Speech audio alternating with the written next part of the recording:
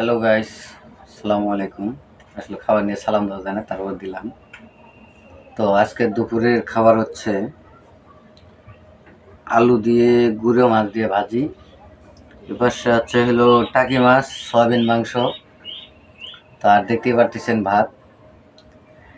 তো আসলে এখন খাবো আমি। আপনারা ভিডিওটা দেখতে থাকুন কেমন হয়। তো আগে প্রথমে নিচ্ছি হলো এই যে দেখেন কত সুন্দর সুস্বাদু তরকারি। তো এখন আমি নিব এটা।